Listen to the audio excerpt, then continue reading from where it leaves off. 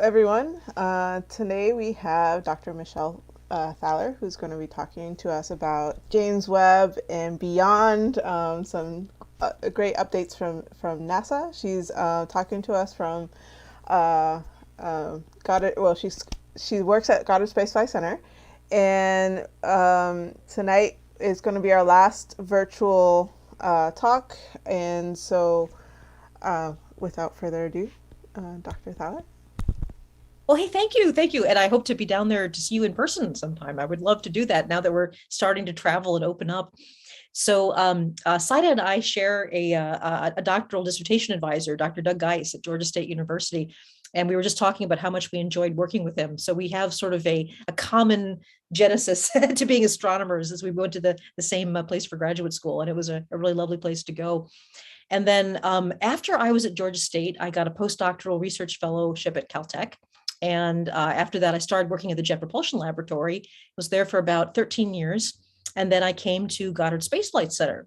And Goddard Space Flight Center is currently the biggest NASA base. There are 10 NASA bases all around the country. Goddard has about 10,000 people. And it's very much like a university campus. And it's where NASA has most of its PhD research scientists. We've got 4 science divisions. We do a lot of earth science. Earth science is probably half of the science that we do at Goddard. And there's like 50 different earth science space missions and many, many different missions on the land and the oceans, on airplanes. And then we also have a planetary science division, astrophysics, and then heliophysics and space weather, where the sun kicks out at us. And so it's a wonderful place to work. And one of the biggest things that we did this year was that Goddard Space Flight Center was the lead center for the James Webb Space Telescope. And the James Webb Space Telescope, oh, sorry, recording in progress, I got it. The James Webb Space Telescope is a mission that was first approved back in 1995. And people have been working on it for 25 years. And it's an amazing thing for me to see unfold. It was part of my family. My husband was a senior engineer on the James Webb Space Telescope. So this is something that I have lived and lost sleep over and, ate with and sat with for decades. And to see it work so well and to know what's coming up, because I do know what you guys are going to see, when the first images are released, is absolutely wonderful. So I'm going to start some slides, and I'll talk a bit about the building and testing of the James Webb Space Telescope, the instruments, and the science goals, and what we're hoping to see, realistically, what we really think we're going to see in the next year or so. And then after that, I'm happy to take your questions. So let me share my screen. And okay, that should be fine there. I'm going to start my web talk. So let me just make sure, and Saida, you can tell me. So can you see my slides, and can you also see me? Okay.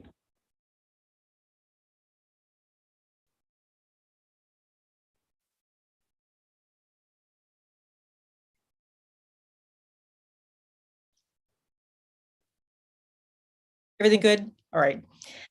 So we're going to talk about some of the science done at NASA. Dr. Michelle Thaller. I got my doctorate from Georgia State. Well, so I actually finished in 1997, but then just because of the timing, I got my actual like walking across the stage in 1998. That's when I was at Georgia State.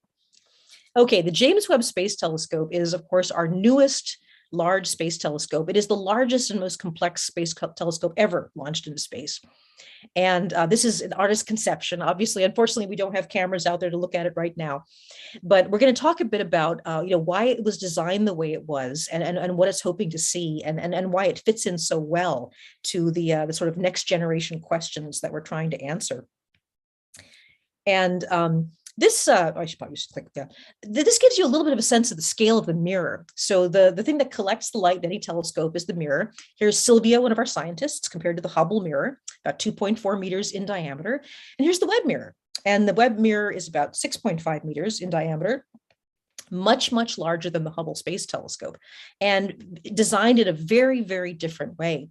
Now, if you're familiar with the largest telescopes that are being built on the ground these days, one that's been around for quite a while is the Keck telescope, which is built as similar to the Webb mirror, it's in segments. It's not one continuous mirror, but it's actually segments that are shaped like hexagons, and hexagons fit together very well, so that they're a common way to design these large telescopes.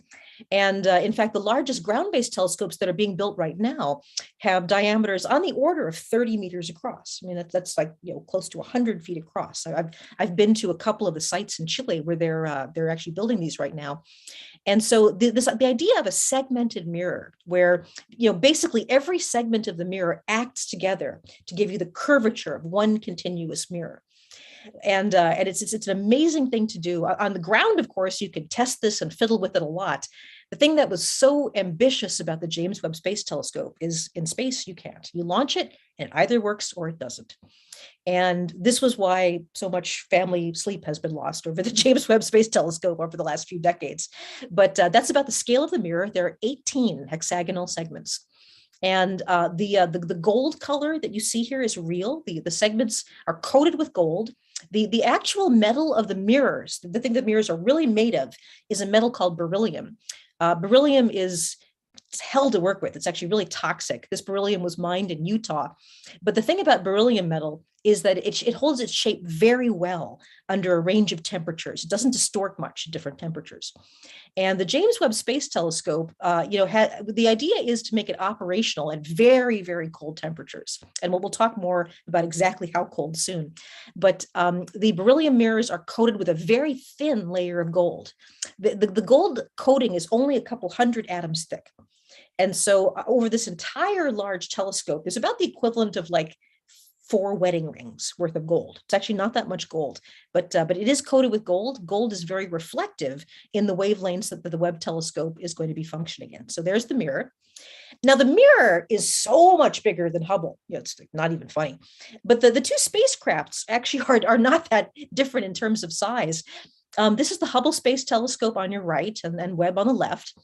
And the difference in design is that Webb doesn't have sort of the classic telescope design, has a big tube that the light comes down.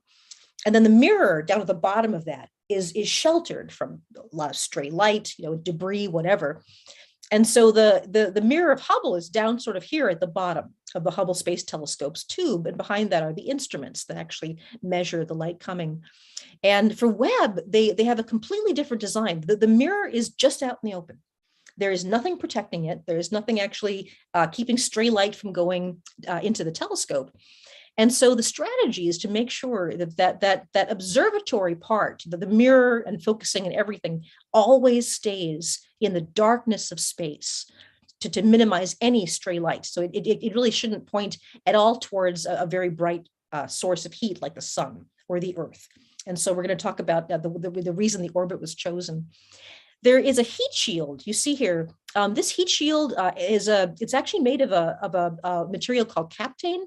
It's very much like mylar. It's a very thin reflective material, and there are 5 layers. And that's really all it is. It's 5 layers just of this very thin material. And then between the layers is just the vacuum of space. And heat doesn't actually travel very well through just the vacuum of space. So these 5 layers are going to actually cool down the entire observatory part. And then at the other end is the part that is always going to be facing towards Earth on the other side of the heat shield. And that's where we have all of our communication and things like that. So this is the design of the 2 telescopes. And to give you a little sense about what wavelengths the James Webb Space Telescope is operating in, you can see here the entire electromagnetic spectrum. And this is the way that physicists describe every color of light that exists. Light to us, what our eye sees, we perceive different energies of light as different colors. So the difference between, a purple light and red light is that purple light is a higher energy of light and red light is a lower energy. And that is the range that our eyes are sensitive to. So that we call that, rather obviously, visible light. So here's the visible rainbow. And this is the small amount of light the universe puts out that our eyes are sensitive to. Most people have heard of ultraviolet light, which is slightly more energetic than our eyes are sensitive to, which can give you a sunburn. And then, of course, gamma and X-rays, which you don't want to be anywhere near because they'll go right through you. And then infrared is a very, very large amount of the electromagnetic spectrum that is just simply light that's a slightly too low energy for your eyes to see. So you can see here some of the famous space telescopes and what they saw. The Hubble Space Telescope was mainly centered around visible light. It did see a little bit into ultraviolet and a little bit into infrared, but mainly the Hubble Space Telescope takes images the way your eye would be sensitive to light. Of course, it's much more sensitive to your eye than your eye, but about the same wavelengths. The Spitzer Space Telescope, which was what I did my postdoctoral research on at Caltech, saw very far into the infrared, actually. And Spitzer was a small space telescope. The diameter of the mirror wasn't much larger than 1 meter, but it did some really wonderful groundbreaking work to see the sky in this longer wavelength light. And the James Webb Space Telescope sees infrared light basically just a little to the red of where your eye could see, what we would call near infrared, out to what we call sort of mid-infrared.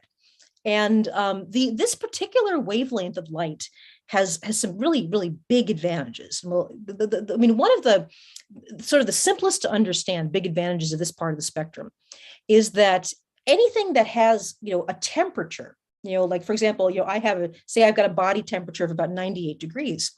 That's not hot enough for me to be glowing like a star. I'm not giving off visible light. I'd have to be several thousand degrees hot before I would actually be glowing in visible light. But I am giving off infrared radiation. This lower energy radiation that our eyes are not sensitive to is something that if you have a temperature, if you have heat, you are giving off this type of radiation. So not only in space can you see hot things like stars, I mean, stars still give off plenty of heat, but you can also see things that are cooler, like planets or dust between the stars. And even though these things are not hot enough to be glowing like a star, they're giving off heat. So that's one really big advantage of using infrared. And the reason we go to space for this is that infrared, particularly these wavelengths, it does not get through the atmosphere very well at all. Water vapor is very efficient at absorbing these wavelengths. So infrared space telescopes, occasionally you can see into the infrared on very high, tall mountains in the desert, that kind of thing. But to go this far out into the infrared spectrum, you really need to get above the atmosphere. And one of the reasons that's so obvious is also the atmosphere is warm.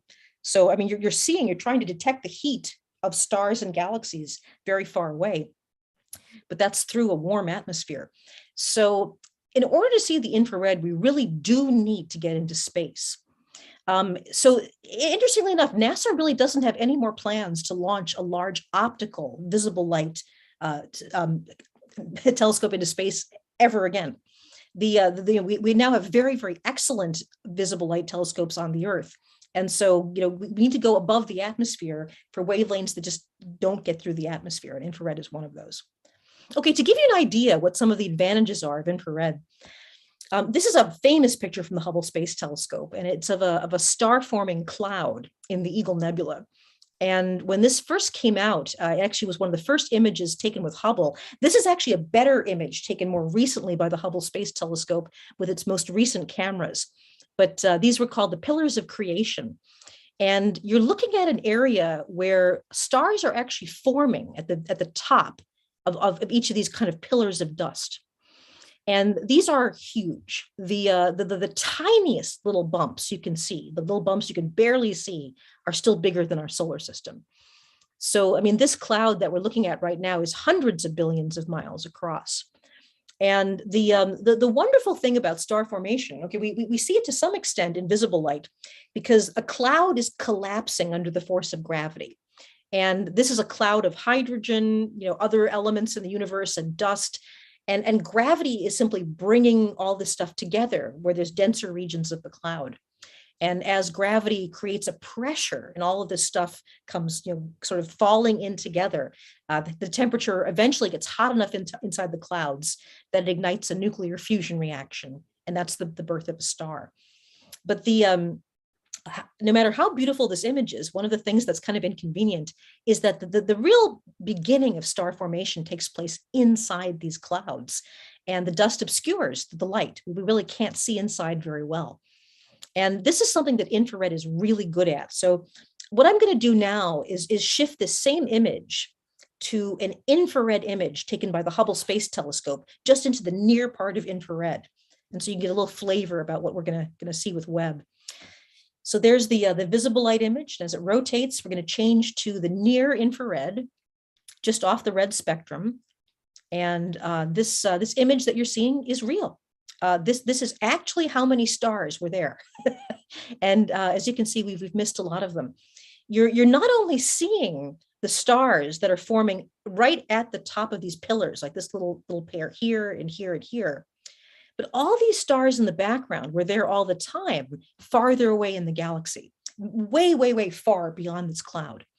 But the dust in between the stars in our Milky Way galaxy absorbs a lot of the light. It's something we're not really aware of. We don't really think of. But we sort of live in this smoke ring of dust and gas in the Milky Way galaxy.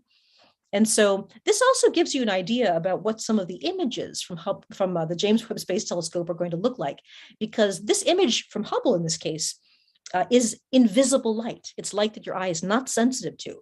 But we will create images by mapping different energies of infrared to colors you can see before you.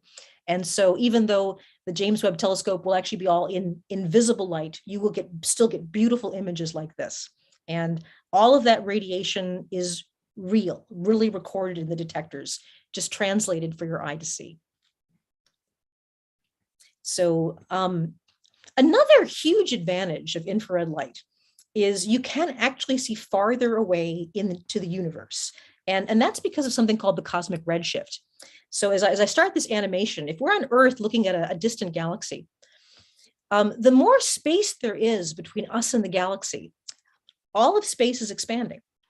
And so, as you look through the expanding universe, what that means is that light from distant objects is actually stretched out by the expansion of space. The more space, the farther away you're looking at something, the more you're looking through expanding space. And so the more stretched and stretched out the light becomes. And so if we look at a distant galaxy, say a galaxy that is, we're looking at it perhaps as it was 10 or 11 billion years ago. It took that long for light to get to us. And remember that light's traveling at 186,000 miles per second. So if we're looking at something that is on the order of looking back 10 billion years, that's a lot of space that has expanded as that light attempted to get to us over those 10 billion years. And so something that could have started as ultraviolet light, very, very high energy light from, say, a newborn massive star, that's been stretched out by the expansion of the universe, maybe now all the way through visible light into infrared. And so the Webb telescope really can look farther away than Hubble does. And that's really quite an amazing idea, that we can actually see things that have been shifted out just by the expansion of the universe, out of visible all the way into the infrared. So I was having a little trouble getting this to play. So let's see if it's playing. So if we compare Webb and Hubble, okay, there we go, good. They're looking at light, and now we're going to sort of look back in time. So visible light gets you to about when the modern galaxies like the Milky Way formed, maybe back about 8 or 9 billion years. Hubble's limit right now is being able to see about 500 million years after the Big Bang. Anything before that has really been shifted out of visible light entirely and into the infrared. And we're hoping that with Webb's sensitivity and with its infrared capabilities, we'll be able to see to about 200 million years after the Big Bang. And this is probably well within the range of being able to see the first galaxies form. And that's incredible. We may or may not be able to see the first generation of stars form. And this is something that, as an astronomer, I'm really looking forward to see how close to that we can get, just how far back we can get. The reason the first stars are sort of hard to catch is that the entire universe changed about the time the first stars formed. And when I say change, it was a change actually in what the gas between the galaxies was like. Excuse me if I take a drink. This is my third talk today. So the wonderful thing about Webb is the chance to actually see some of the first generation of stars to form. We have suspicions that this first generation of stars is very different than stars today. And like I said, this is what I'm kind of really looking forward to with the Webb telescope. And I'll talk a little bit more about that change later in the talk. Okay, so I want to show you some images that, again, a big part of my life for the last 10 years was watching the telescope being built and tested at Goddard.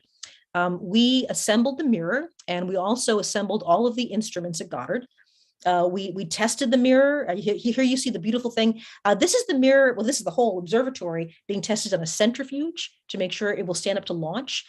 Then we put it on a giant table to shake it to make sure that it would actually stand up to the vibrations of launch. This is the building where you can die in like 16 really amazing ways. So, I mean, all of these things are actually, they would just rattle you apart. This is my favorite. This is putting it into the acoustic chamber with really big iron doors. The acoustic chamber, as you can see, it was getting up there to about 112 decibels. That's a fatal level of sound. Those vibrations would actually kill you. And here the telescope is holding up to that. And then we took it down to Houston. Houston has the largest vacuum chamber. I'm just going to pause this for a sec. This is Chamber A at Johnson Space Center in Houston, Texas. This is something from the Apollo project that's still wonderfully operational. As far as we know, this is the largest vacuum chamber in the world. I mean, we're not exactly sure what China has and things like that, but this dates from the time of the Apollo era. They actually put entire Apollo command modules with astronauts inside this vacuum chamber to make sure that everything was working right. And that was the only chamber in the world that could actually fit the whole observatory, the whole mirror assembly of the James Webb Space Telescope. And so what you're looking at here is you're looking at that big primary mirror kind of facing up. You can sort of see the segments here. And then this is the secondary focusing mirror. Light has to bounce from the big mirror up to this and then down into the instruments. And the reason we wanted to do all of this under vacuum, of course, is we were testing the exact curvature of all of these segments. So the beryllium doesn't warp much under a large temperature range, but of course it does change some. And so this telescope, the segments are only the right focusing curvature when it's at about 400 degrees below zero. And so if you want to do, of course, optical tests to make sure that everything's going through the instruments right and everything's working right, you need to get it at 400 below zero for it to actually be at the correct curvature. So that's an amazing test. So let me start that again. And then once it was done with optical testing, you can see it rolling out of the chamber there. We put it into its portable clean room and actually took it down to California. So here you see the mirror, and let me just again make sure hold on a second. Let's go back just a tiny little bit. This is actually one of the things that I thought was so risky and audacious and wonderful about the Webb telescope. The mirror is so big that there is not any rocket that exists that could actually launch this mirror all in one piece. And so to fit it into the rocket, we had to actually fold back parts of the mirrors. They're on, we call wings. So you can see there's sort of a main mirror segment right down here, all these different hexagonal segments together. But then there's these bits that are folded back. And so this was designed to fit inside the rocket. And then once we got it out into space, to actually snap this stuff all into place and have our full mirror assembly. And you'll also notice that the secondary mirror, which should be out from the main mirror, is again folded up. So this whole thing to fit inside the rocket had to be folded up. And we've never launched anything this complex. So here is the portable clean room, nitrogen atmosphere, and then we put it inside the C5 Galaxy, the biggest aircraft that exists right now, totally hollow inside, and off it goes to California. And then once it was done, Northrop Grumman was the company that did the spacecraft, what we call the bus, the main spacecraft that had the steering engines and the rockets and all the stuff you can honestly buy off shelf from Northrop Grumman. And then we're getting ready to, in this case, get it ready for launch. So there you see the whole thing folded up, the heat shield folded up as well, whole thing on a truck. And we rolled it down to the dock to Long Beach, and we put it on a ship. And that ship is now going to take it to its launch site, which is French Guiana. This is the European Space Agency's main launch site. It's actually the northern part of South America. There you see us going in the middle of the night through LA with this thing. And there's the ship that we're about to get on. And I think that this next segment has a little bit of sound that may not sound good on your computers, but this is actually it arriving then in French Guiana. So we put this on the ship. The exact shipping dates and where it was classified because the US government apparently thought there was a slight risk of piracy. Luckily, that didn't happen. And it arrived safely in French Guiana.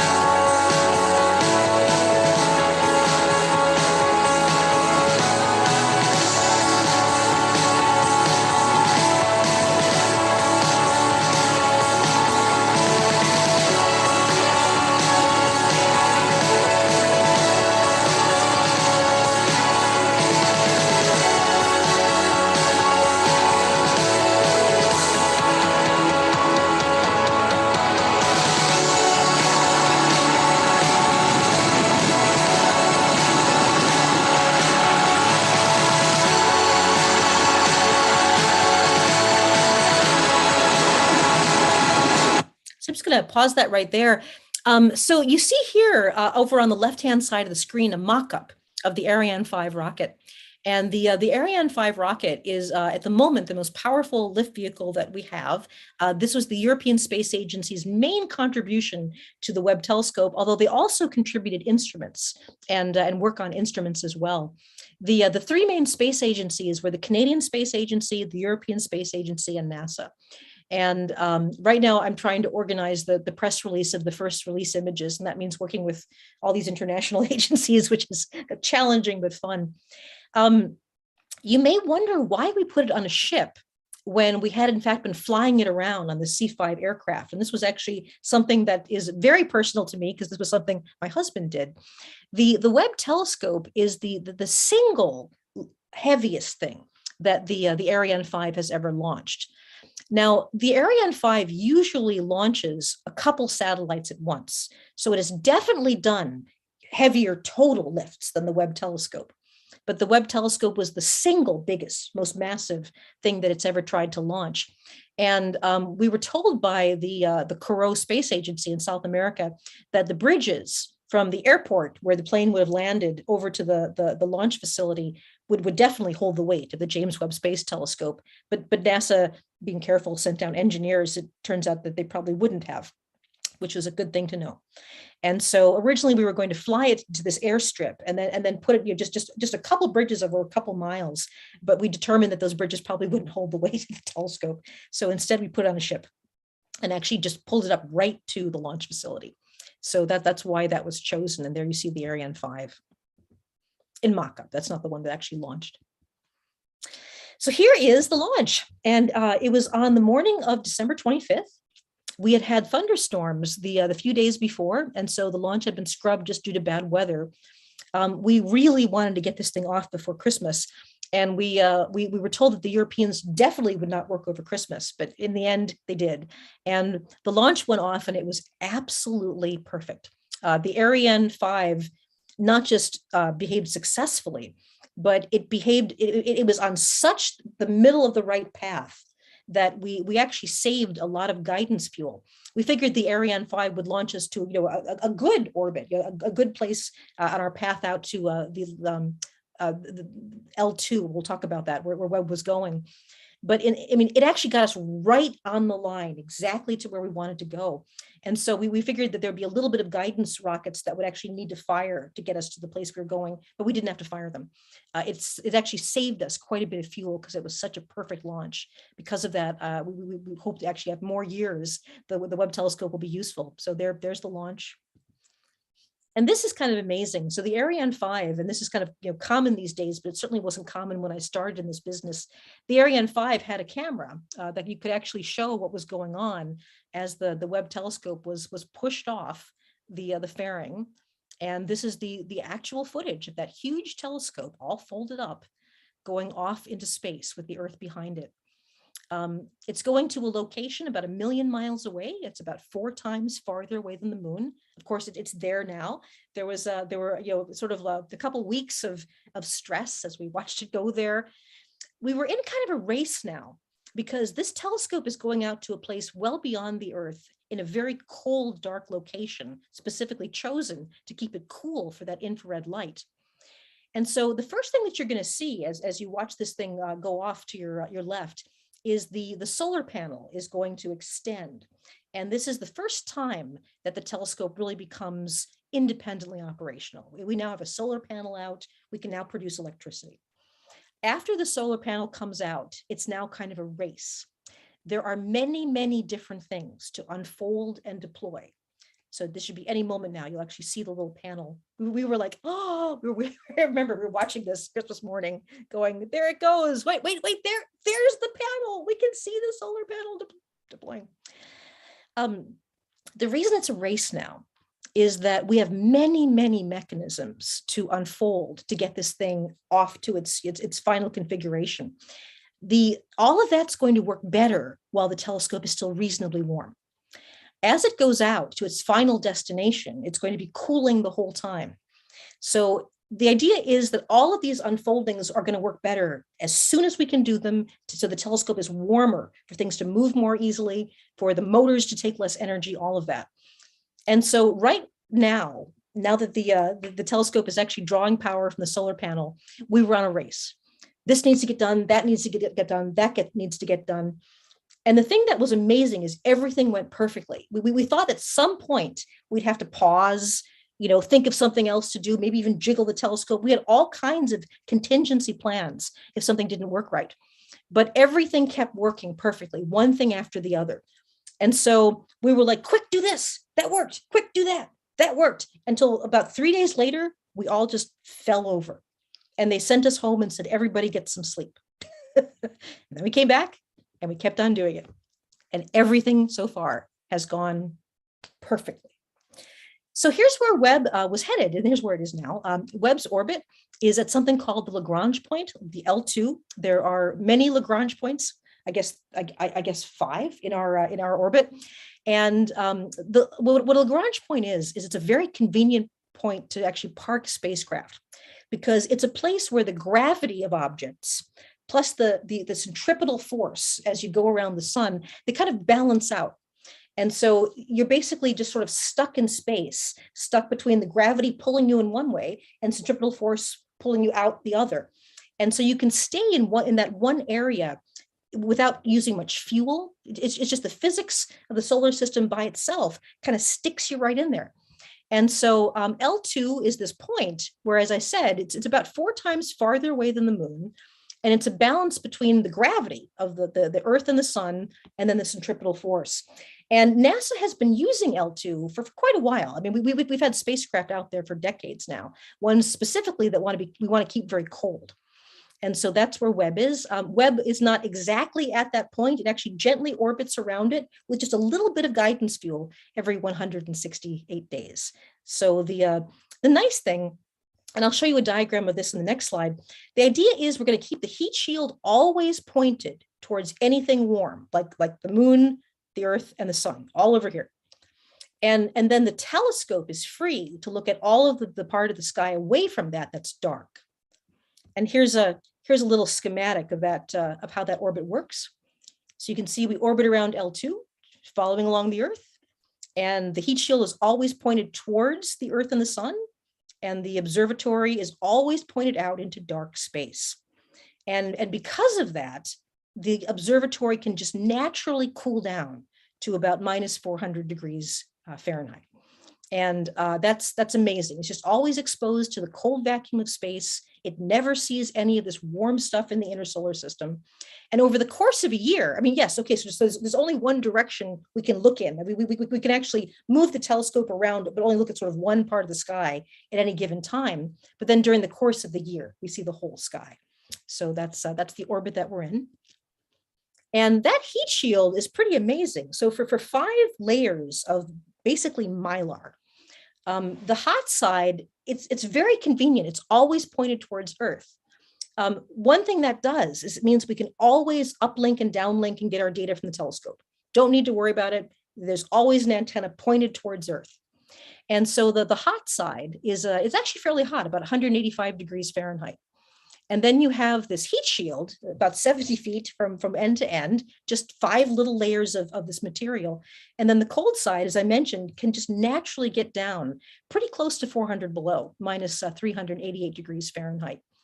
And that has all been accomplished. Everything is done. The temperature has been established, and we are now taking data. But this, I mean, it's so wonderful to know that there's a happy ending to this, because this is what has kept us up for years. That heat shield was very, very delicate. And, you know, it was all folded up for launch. And this is the tests that we were doing to unfold the heat shield, and then to make sure that each of these 5 layers was tensioned and was able to separate away from the other layers. And sometimes it didn't work, and sometimes we tore things. And if this heat shield hadn't deployed, we basically had a giant piece of space junk on our hands. This heat shield was going to allow the telescope to cool down to the temperatures needed to even turn the instruments on. If this hadn't deployed, we wouldn't have even been able to see anything. So, you know, it's we've practiced this a lot, but of course, you know, you're always nervous. And here's what was the thing: there were 140 different release mechanisms that had to just undo little pins and let things unroll. You can see here 70 different hinge assemblies, 8 different motors. And like I said, we needed to make sure that the motors were warm enough that we could use them. They didn't take a whole lot of heating. 400 pulleys, 90 cables. There was no redundancy. Let me say that again. There was no redundancy. Every one of those release mechanisms, cables, pulleys, gear springs, if anything didn't work, the telescope wouldn't have worked. And that was a lot to swallow. So I have to say, you know, I thought that this design was too risky. I may still be too risky, but we pulled it off. And the joy of seeing one thing after another just work was incredible. After the heat shield was deployed, the next thing is the secondary mirror had to spring out in front to be able to focus all the light. And here you see the telescope folded up. There you can see the wings actually being unfolded during one of the tests. And that all happened. There's that wonderful heat shield. Yep. Wow. It's a beautiful thing.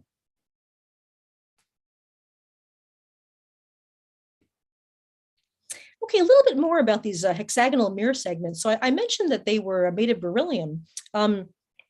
Beryllium, like I said, it's a very toxic metal. It's very difficult to deal with. Mined in Utah.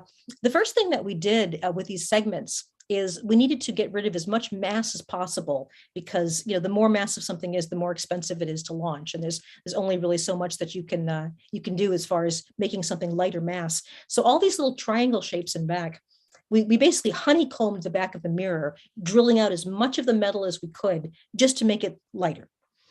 And then the one thing that we did after that is that there were actuators, things that push and pull the mirror.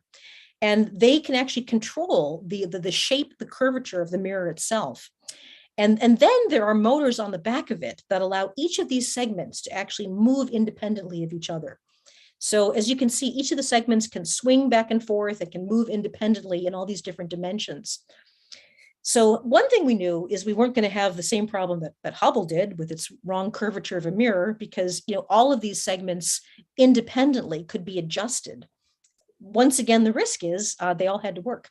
And I mean, I think that the telescope still would have functioned if a couple of these didn't align correctly, but they did. And to give you an idea of some of the just the fine detail on this, so we can definitely control the mirrors with what we call sort of our coarser focusing, actually move them around. But then on the back, we said that there are these actuators that actually push and pull on the mirror itself. And the distortion that it can get is tiny. It can actually adjust the curvature of the mirror to just really a couple hundreds of atoms. I mean, what I've heard it said is if you take a human hair and you divide it by 10,000 times, that's about the distance we can actually distort the mirrors. And not just the primary mirror that you see here, the segments, but also the secondary mirror, the focusing mirror above it, is also distortable by these tiny, tiny little amounts. And you'll see here sort of how this all comes together.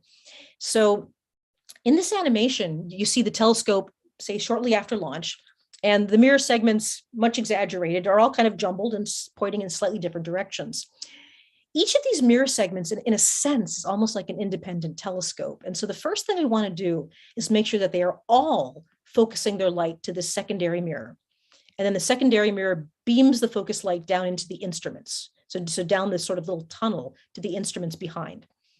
And so you can see that what we were doing the first few weeks after the launch was you start with the segments all kind of pointing in random directions. They're all sort of focusing light to different areas of the sky. And then you take an image and you see that there's a star, but it's kind of all over the place. And then one by one, you adjust the mirrors until your image of the star or whatever you're focusing on is just a single point. And so, we had a whole strategy about how to look for all the little points of light and how to get them all focused. And the wonderful thing was really seeing this happen. So the first thing that we did is we took an image of a star, and this was a star that we were going to be focusing on. And sure enough, we got 18 different images. So let me show you. So here, this is a real image from the Webb telescope. That is one star seen 18 times. And as you can see, not only is the star seen 18 times, but it's out of focus in the sense that the star is not a point. It's kind of a smeared out of focus shape. The good news about this image was all of these 18 images of the star were in a pretty small area of the sky. We didn't need to search around for them. So it wasn't like one segment was way out of whack and we had to like figure out where that was focusing to. We took this first image and okay, we saw 18 different images of this star. Now we start adjusting the fine focus to basically get each of these stars in the center of each segment. So we understand where each segment is focusing to. And that's exactly what we did. So again, this is a star, a point source we're looking at.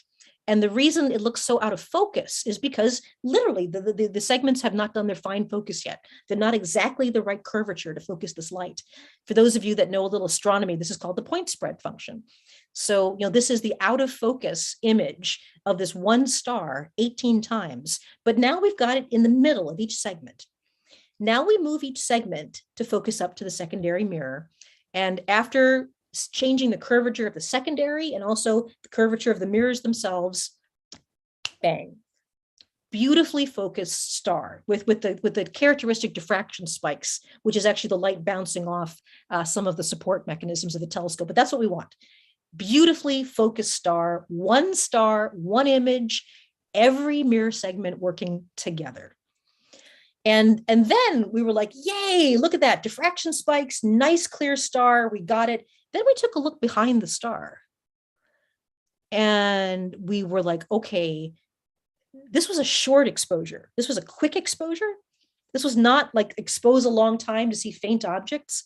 And we noticed we were already picking up infrared galaxies, distant infrared galaxies shining in heat light. Some of these probably not even mapped yet. You can see that in the background, there are all these little smeared out shapes. Those are very, very far away galaxies. That was taken in just a quick focusing exposure. This works better than we expected. We now are working. We have all the instruments working and taking data. We're getting ready to release our first series of images to the public. And the telescope's noise level and the telescope's focusing and the sensitivity is better than we had hoped for. So what are we looking at? What are you going to see in just a couple of months? So one of the first things I have to remind you, like Hubble, Webb is going to be a public observatory. So what that means is that once a year, there's going to be a call for proposals. And people, anybody that has a doctorate in astronomy, that's sort of or physics, that's kind of your union card, can write in and request time. I would like to have 30 minutes on the Webb telescope to look at this star or whatever. And then there will be a panel of astronomers that rate all of the proposals based on scientific merit. And then you find out whether the Webb is going to look at your object or not.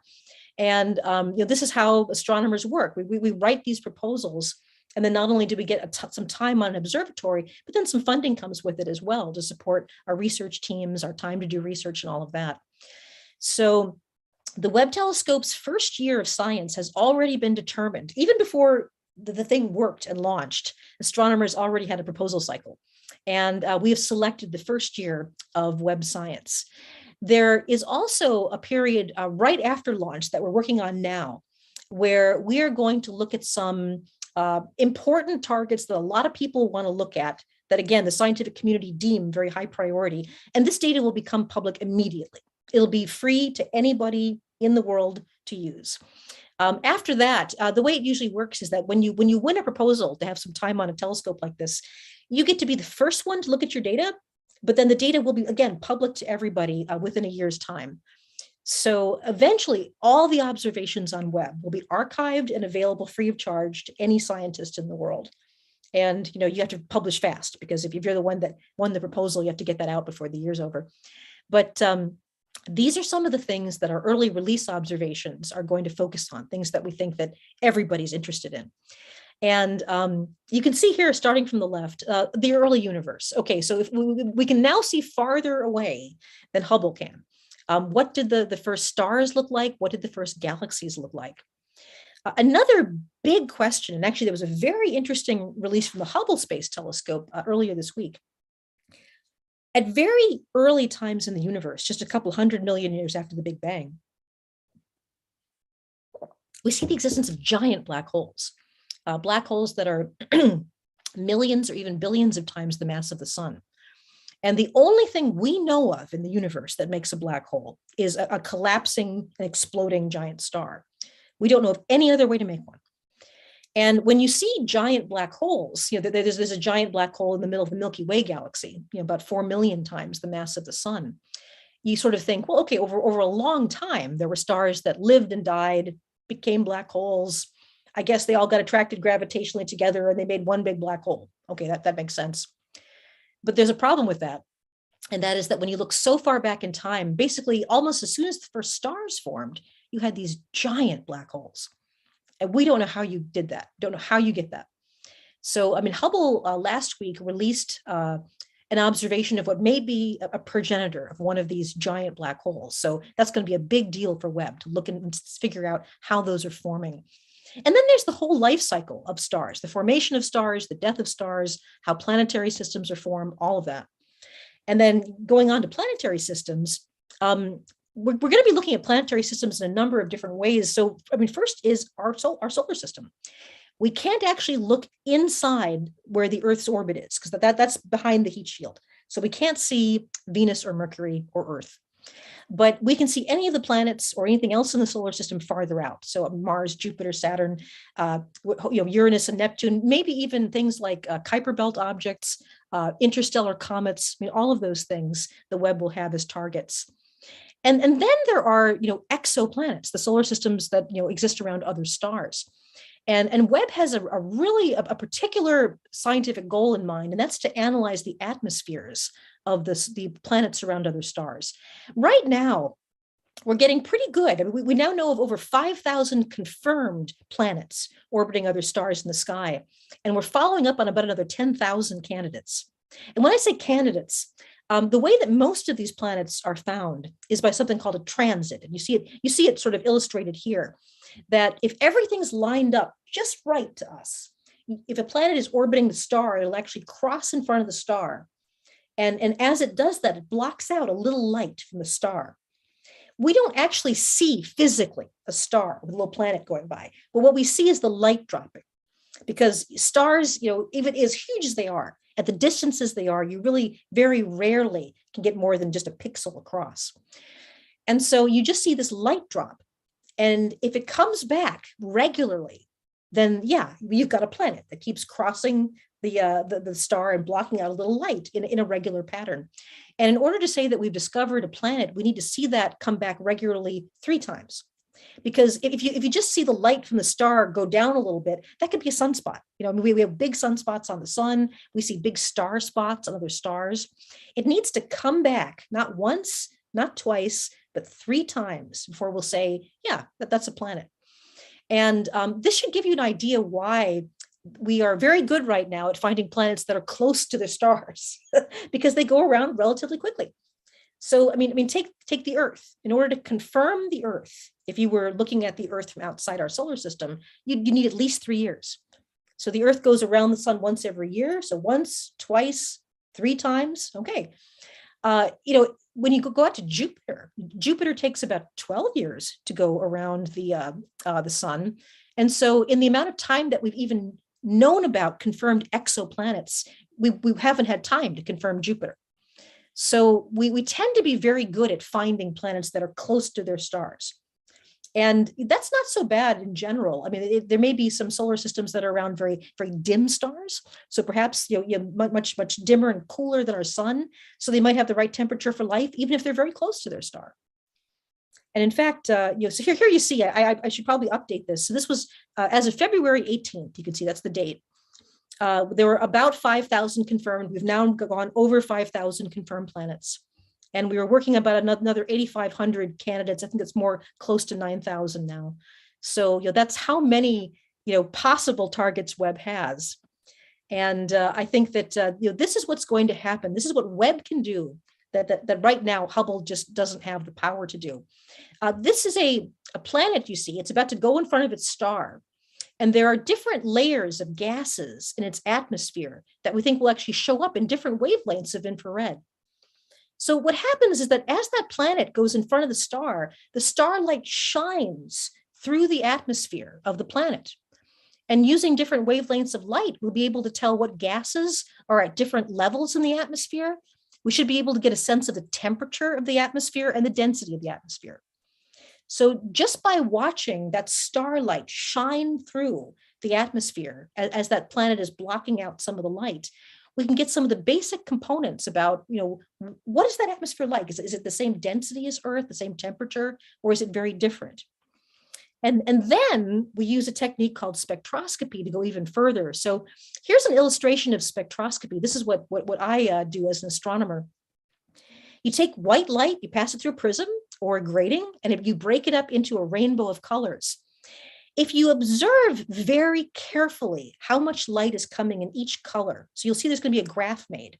Okay, here's the rainbow of light, and we're going to graph how much light is coming in colors. So there was like a lot of light here, a little less there. I'm going to go back just to pause that. Yeah, there we go. Nope, a little more. Come back here. Okay, so what you see is that this is the rainbow of light. And you see there are some areas that have lots of light and some areas that dip and have less light. And what is really wonderful about the technique of spectroscopy is that why is the light dipping here? What's going on? It turns out that molecules and atoms too absorb very specific energies, very specific colors of light. And the infrared spectrum is full of these, we call them absorption lines, light that is absorbed by the presence of molecules. In the infrared, you see a number of these that are very important to what we think of as life. Water, oxygen, ozone, methane, carbon dioxide. In the infrared spectrum, you actually get these wonderful dips where these molecules are absorbing the light. And so we think quite soon, probably in the next year, you will be able to point at a star in the sky and say there is an Earth-sized planet there, and that planet has an atmosphere that is about the same temperature and density as the Earth's, and that atmosphere has water and methane and carbon dioxide and oxygen. Now, none of these things guarantee that there's life there. But if there is a balance between water, oxygen, ozone, methane, and carbon dioxide, it is a little hard to get that, we think, without life. So I think it'll be kind of frustrating because we'll be able to say there's an environment there that very well may have life, but I mean, we won't be able to say for sure. Unless, and this is something right now that very serious scientists at Goddard are working on, we do find something called a biomarker. And I would have to say that it's not impossible that we could detect the presence of chlorophyll. And yes, there are even scientists, I know this is very unlikely, that are talking about technomarkers. What changes in an atmosphere would actually show you that there's a technology there, pollution, things that are really out of balance. We may be in soon to actually have planets that at least we can say are friendly environments to life. I wouldn't hold your breath for one that we really are, think, oh my God, there's life there, but it's not impossible. And one of the first targets, as far as exoplanets, this is all artist conception of a series of planets in the TRAPPIST-1 system. So the TRAPPIST-1 system, as you see here, there are 7 Earth-sized planets. We don't know what color they are or whether they have oceans on them yet. This is all the artist. But we do know that well within the orbit of Mercury, so these things go around very fast. They have orbits to within, it's like, I think the nearest one is less than a day out to about 12 days. So they go around very, very fast around their star. And the star is actually a very small, dim red star. So despite the fact they're so close to their star, they actually might be about the right temperature to have liquid water on their surface. One thing we do know about, for those of you out there, is that these little tiny red stars tend to have very bad solar flares, like really big ones. So it's an interesting question as to whether these planets would have atmospheres or whether they've been blown away by solar flares. But we're going to have a look. So TRAPPIST-1 is one of the first things I think that we'll be looking at with Webb. Okay, let's talk about those first stars. So I mentioned that it's going to be a little touch and go as to whether we can actually see the first stars form. So the first stars were forming about 200 million years after the Big Bang, we believe. There was an interesting change in the gas between the galaxies, and this is why we're not really sure what we can see. And for those of you that have been reading the news, you may have heard something called the cosmic dark ages. So let me explain what that is. The Big Bang goes off. Everything is very, very hot. The space itself is full of very hot hydrogen gas. In fact, up until about 400,000 years after the Big Bang, the gas is so hot, it's almost like the surface of the sun. And then that's what you see here being illustrated. But the universe was expanding and cooling very, very fast. And so what happened is that there was a time when the universe expanded so much that the gas between the galaxies and the stars or whatever was out there really cooled a lot. And that allowed real atoms to form. So electrons and protons were just whizzing around with so much energy that they never actually formed atoms. And then there was a time when the gas between everything cooled off so much that electrons could, in fact, feel the electromagnetic attraction of a proton, and they settled down to orbiting atoms. And the word scientists use for this is neutral gas. There's a charge. Electron is negatively charged, protons are positively charged. Now they're going to come together and they're going to form atoms where the electrical charge is balanced. It's neutral. Now, that all sounds very nice, but there's something that actually goes back to that idea of spectroscopy that we talked about earlier, that when you have an electron in orbit, or many electrons in orbit around an atom, those electrons can actually absorb light. They actually bounce up and down in different orbits around the atom, and they can actually absorb light. And so neutral gas that is nice and cool and made of regular atoms, like most of the gas you see around you today, is actually very good at absorbing light. So it's hard for us to look into this era because the gas between the stars and galaxies itself is kind of opaque. It absorbs light very well. Then what happened is the first generation of stars turned on here. There's something called the era of reionization. Now we talked about how neutral gas does not have a charge. Electrons and protons are balanced and they're in nice atoms. All of a sudden, the first stars turn on. There's lots of ultraviolet radiation. The stars are exploding in supernovas. They're forming giant black holes, and the black holes have jets of material, jets of X-rays and gamma rays. This era in the universe heated everything up again. All of the gas between the stars, all of this radiation coming out broke the atoms up. It stripped the electrons away, and all of a sudden you were back to basically just free electrons and protons. And that's where we find ourselves today. The first generation of stars was so intense and put out so much radiation and heat, it actually ripped apart most of the atoms between the stars. And that is today what the gas is like between the stars and galaxies. So there was a time when these stars were just heating everything up again. And it was probably patchy. There were probably areas around giant clusters of stars that were all ionized, other areas that weren't.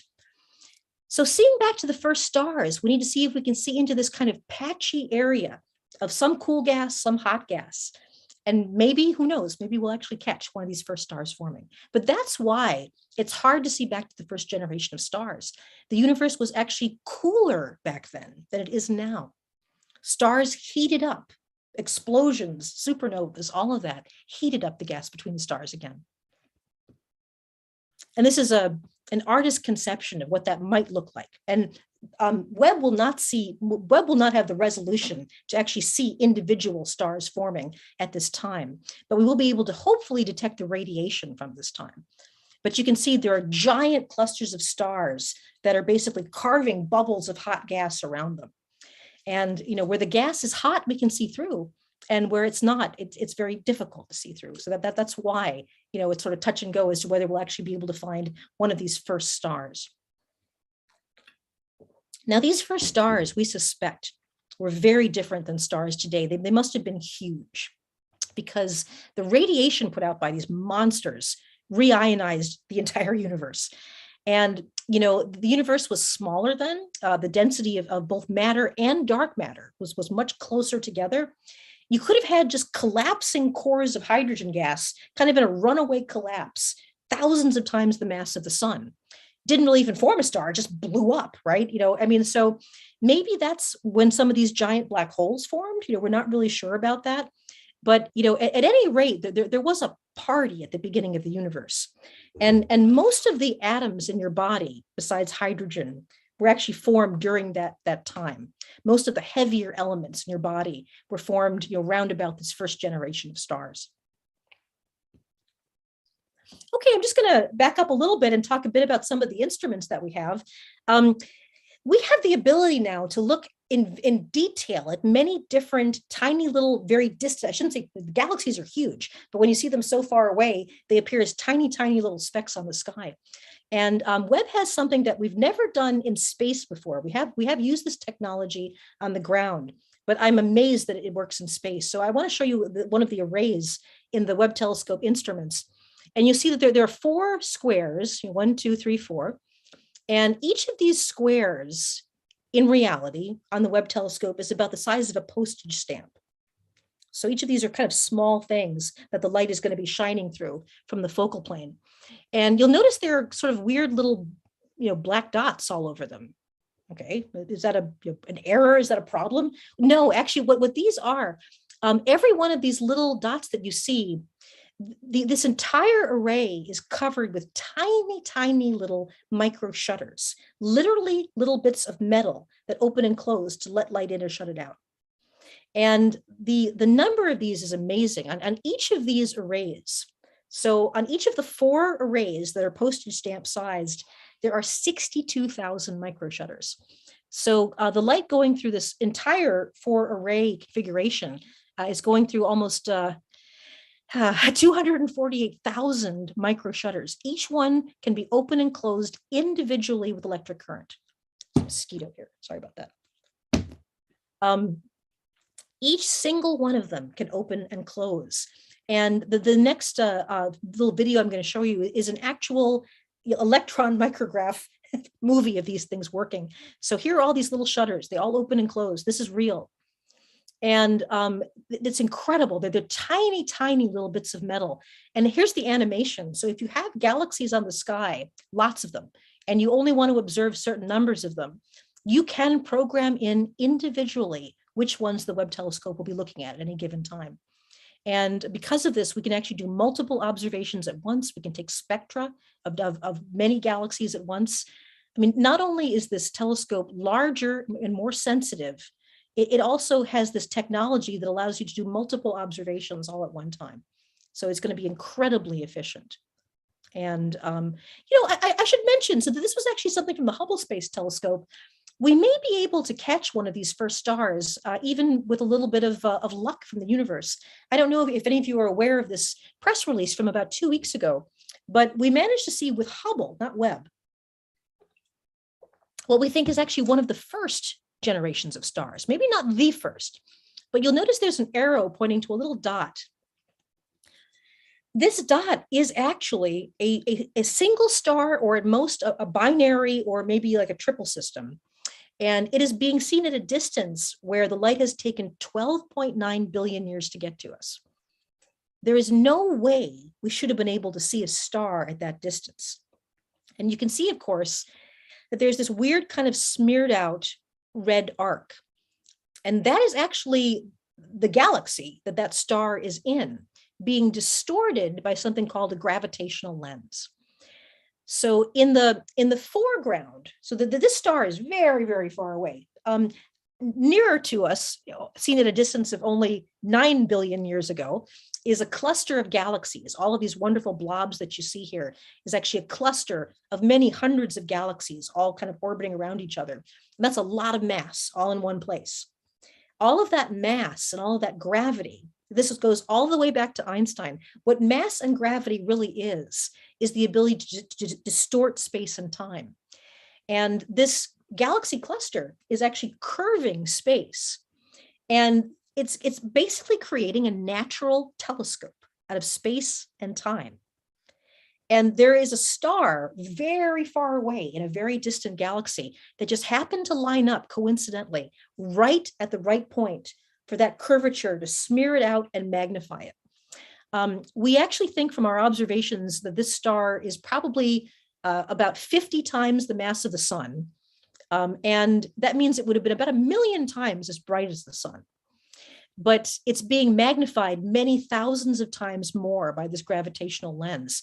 And this is real. I mean, this is what Hubble, this is just an image of the sky. If your eyes were sensitive enough, you would see this. This is not computer generated. This is what you see on the sky. And that weird arc is the light from the galaxy and the nearby stars actually smearing out and magnifying the light of this very, very distant stars. It's incredible. The young man who detected this is still getting his PhD, and he's a big Tolkien fan. He nicknamed the star Arundel, which is Old English for the dawn star, a star from the dawn of time. So even if we have trouble seeing into this cosmic dark ages, maybe we'll be able to see something with a stroke of luck too. So you really never know what's going to happen. It's just sort of wonderful to see a star there from the dawn of time. Again, 12.9 billion years ago, maybe not the first generation, but maybe one of the first 2 or 3 generations of stars. And that's an amazing idea. And you better believe Webb will be following up on that. Webb will be looking at that star and telling us more about the history of star formation in general. Okay, so that, I'll stop sharing. And that shows you sort of the journey that, the window open, I should close the window. That kind of shows us the journey that we've been on over the last couple of years and months to get to launch. The telescope is now commissioned and fully operational. All of the instruments are operational. We are taking wonderful images and data and getting them calibrated and figuring out how to work with the telescope and all of that. I think that you will see, it's under negotiation. Depending on how we can organize all these different space agencies, but somewhere between the last week of June to the second week of July, somewhere in there will be our first image release of many beautiful and significant scientific targets, and that will be a party, and you will be amazed. And so thank you so much for joining me on this journey about the Webb telescope. Like I said, something very near and dear to my heart, and I'm really looking forward to the decades to come.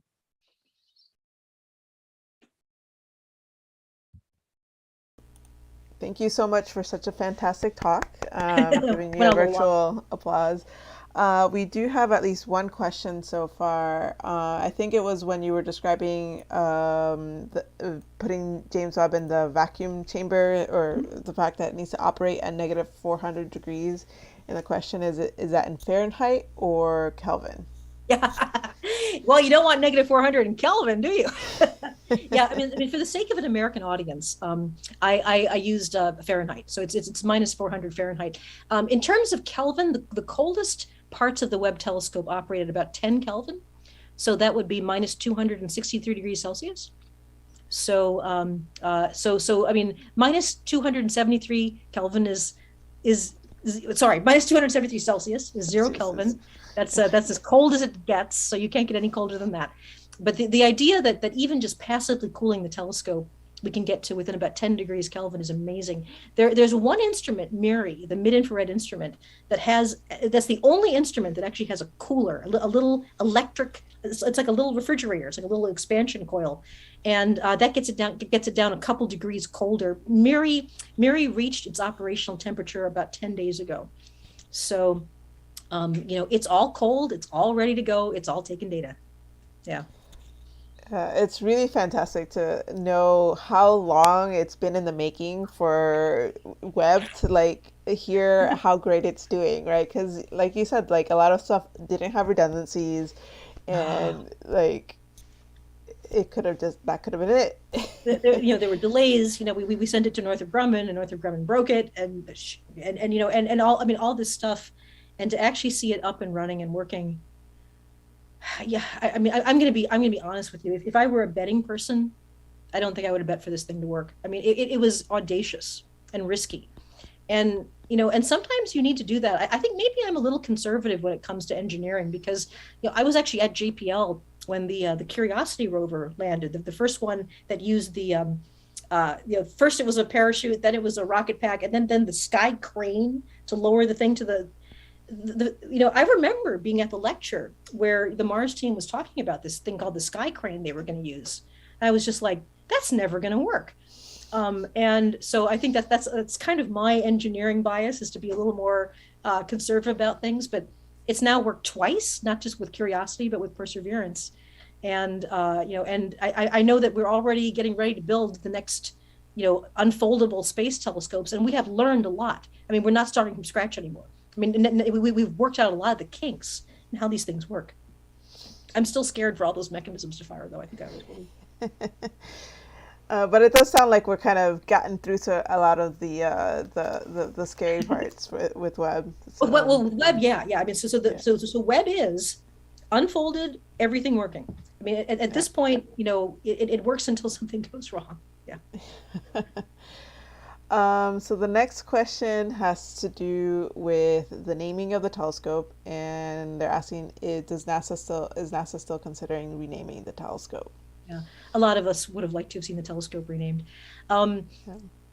It's funny. So the head of astrophysics, Paul Hertz, was really on the ball about this, about bringing to the NASA leadership's attention that perhaps this should be renamed. The NASA leadership, the administrator, decided to go ahead with the name as such, but there is still discussion. Yeah. I don't have anything. Honestly, I don't know anything more than that. I mean, I know people are upset, and I know people would like to have it renamed, and I don't know if they're actively considering that or not. But the people who are looking into it are awfully good people, and yeah, this. If I can let you in on something, actually. None of us like the idea of naming this after James Webb. I mean that. I mean, astronomers always name telescopes after other astronomers. And, I was looking forward to this maybe being named after Vera Rubin. I think that, of course, the person it would have most made sense to name after would have been Nancy Grace Roman. Nancy Grace Roman, if you don't know her, she was the first head of astrophysics at NASA in 1958. And she was the one that really championed the idea of space-based observatories. And so she was still alive when Hubble launched. I had the honor of meeting her several times, but she died maybe about 5 years ago. And, a lot of times we name things a little bit closer to launch. This was a political decision to name it James Webb, and, we'll see where that goes.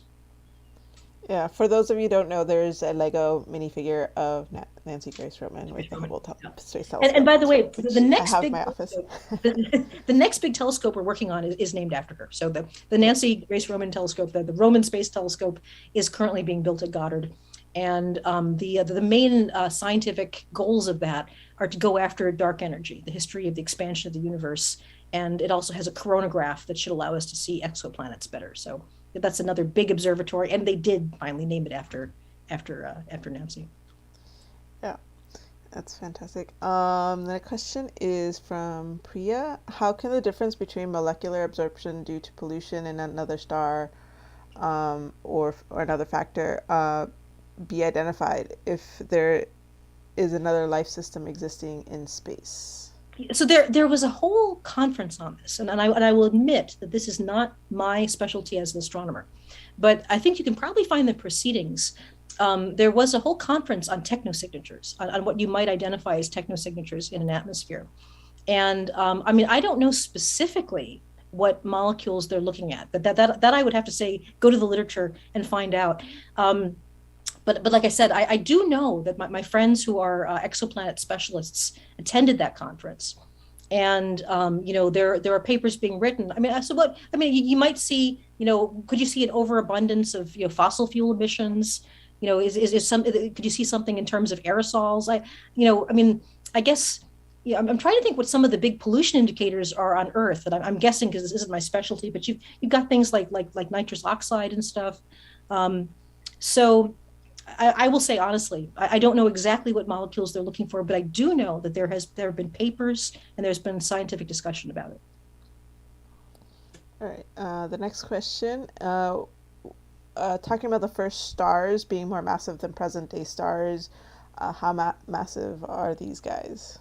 I want to know, right? I mean, this is what we want to know, because all of a sudden you get, I mean, supernovas even today, of course, generate some heavy elements. I mean, they do, but they honestly don't do it very efficiently. They don't produce very much.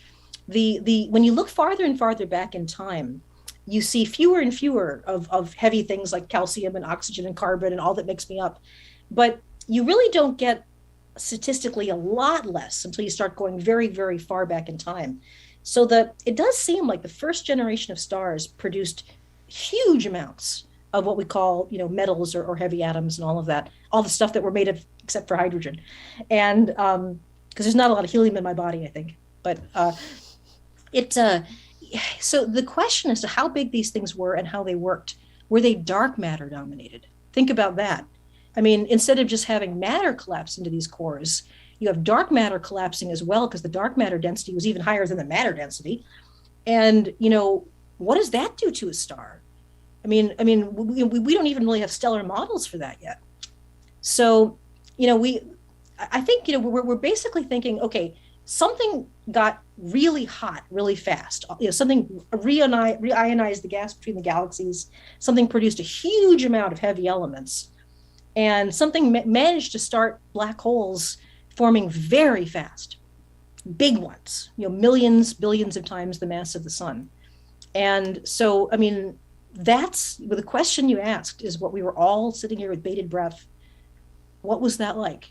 How big were those stars? I mean, the Arundel star, the star that we saw with that gravitational lens, so that we think was about 50 times the mass of the sun. So a star like that only lives about 1 million years. So, I mean, although we can see the light still coming from Arundel 12.9 billion years later, that star didn't live very long. And so, it's, if there really were just these collapsing cores of matter and dark matter and all the gas along for the ride, and it all just came together and a nuclear fusion party happens, then, you might have had the creation of 1,000 solar mass black hole right there. But we've never seen that. That's what we need. Yeah. So can the telescope go below negative 400 degrees Kelvin? And if so, would anything happen to it?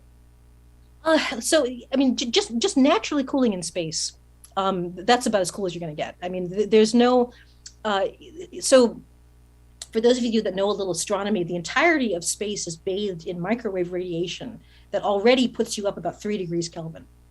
So, and yes, I have Legos of Nancy Grace room too, actually. So it's very hard in space to get anything less than that, less than about 3 degrees Celsius above absolute zero. And, even just stray heat from electronics and stuff is going to create some heat on the Webb telescope. So like I said, the coldest part of Webb is this instrument called MIRI. And MIRI actually does have a small electric cooler that gets it down to about 10 degrees Kelvin. There's really no way naturally we can think that it would ever get colder than that. And we want the colder the better. So, I mean, we're not talking about something getting to absolute zero and becoming Bose-Einstein condensate. We don't need to worry about that. We did make Bose-Einstein condensate in space on the space station, which is really cool. And if you don't know what Bose-Einstein condensate is, it's going to blow your mind. But that's what happens when matter gets to nanokelvin, so billions of degrees above absolute zero. And we can produce that in our lab. And it's quantum mechanics writ large. Atoms become so large, you can actually see them under a microscope. Yeah, crazy stuff. Look up Bose-Einstein condensate. The next question, I'm scrolling the wrong way. Space technology usually adopts very robust technology. How is the resolution of Webb compared to current cell phone sensors? I actually, the Webb telescope is far more sensitive than cell phone charge coupled devices, but I don't have a number. I don't know whether it's 1,000 times more sensitive or 1,000,000 times more sensitive. So I don't have any specific thing, but you're absolutely right that we tend not to launch the cutting edge technology in space. Well, for one thing, we've been designing this beast for 25 years. And and although the detectors aren't that old, I mean, we have improved things over time. You're normally launching technology that's at least 10 years old into space, a technology that's better understood. You've been building it for that long. You've been designing it and going through reviews about the design process and all of that, that these tend not to be things. I mean, there's usually something that comes out 2 years ago that is more sensitive than the detectors we launch into space. And that's why we keep building new space telescopes. We keep upgrading our sensors and getting more and more sensitive. But all of these arrays are one-of-a-kind things. They were all built by universities.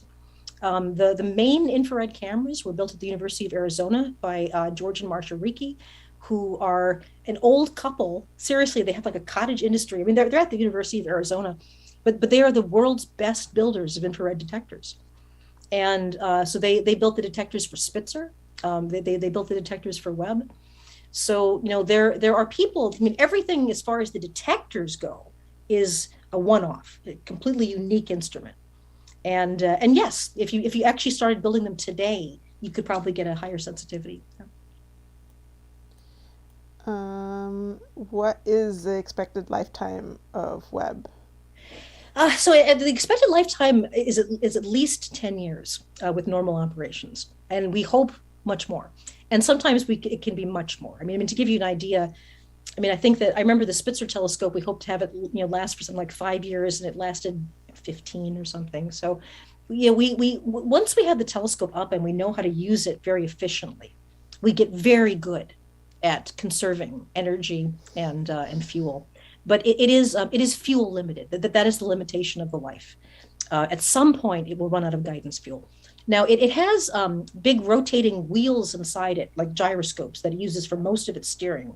But occasionally, it has to fire its guidance rockets, just little tiny rocket jets, and eventually that fuel will run out. Yeah. And there's no way to get out there. There's no lift vehicle we have now to take people out as far as L2. I mean, nobody's been past the moon yet, so. No, I know. I mean, yeah, who knows what'll happen in 10 years, but I kind of doubt it. Yeah. Yeah. The following up on the first stars, can there be entirely different elements that haven't been discovered yet in terms of these massive things, either creating or them, in order to create these really massive black holes? Well, I mean, this is where you sort of get the physicists hedging things because, the answer is no. I mean, you've got the periodic table, and that's the way protons and neutrons stick together.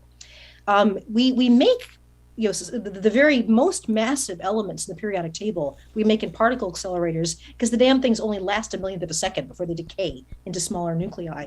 So, certainly during, the crush of a supernova explosion, I'm sure you make really exotic, giant, big nuclei that we've never detected, but they decay so fast that I don't think there's any way that we'll actually be able to see them in a supernova. If you want to have me back another time, one of the missions, Interior Composition Explorer, and we've been studying the equation of state, the way that the cores of neutron stars behave. And I mean, there you have something that's about 20 miles across that is behaving as an atomic nucleus. And that's what happens inside a supernova. So, are there exotic, weird, giant nuclei that form in these explosions? Absolutely. But they decay almost, they decay almost instantly unless they're bound together by gravity, and then you get a neutron star. And that's what a neutron star is. A neutron star is a nucleus about 20 miles across. It's actually about twice the density of an atomic nucleus. And our measurements of them we're now realizing that they can't even just be the sort of nuclei that we're familiar with, because they're so compressed that they're probably partially quark matter. You actually crush the protons and neutrons down to their component quarks, and you have a superfluid of that inside. This is real. This is actually real. And so, yes, there are giant weird things that form. They either become neutron stars or they decay very fast. All right. I think we're going to go ahead and wrap it up because we definitely went over time. So thank you, everybody, for joining us. Thank you for giving us a great talk. And it would be wonderful to have you come back and actually give a talk in person if that's possible. I love that. You guys got to see this nicer stuff too. I mean, I was lecturing to some people at CERN this morning at 10 a.m. so they could catch it at CERN about the equation of state that we're measuring in neutron stars. And it is crazy. I mean, the people at CERN are just like, we can't create that in our particle accelerators. A nucleus 20 miles across. We can't do it. You wouldn't want to. The Earth would collapse around it. We wouldn't be here anymore. No, but the universe does it, and we watch it happen. And and that's how amazing this stuff is. Yeah. But anyway, great to be with you all. I would love to meet you all in person. Saida, thank you so much, and nice to see you. Yeah, thank you everybody for joining us. Have a great end of the semester, and hopefully things will be back to in person in the fall and visiting campus. All right. Well, everybody have a good night and a good weekend. And thank you.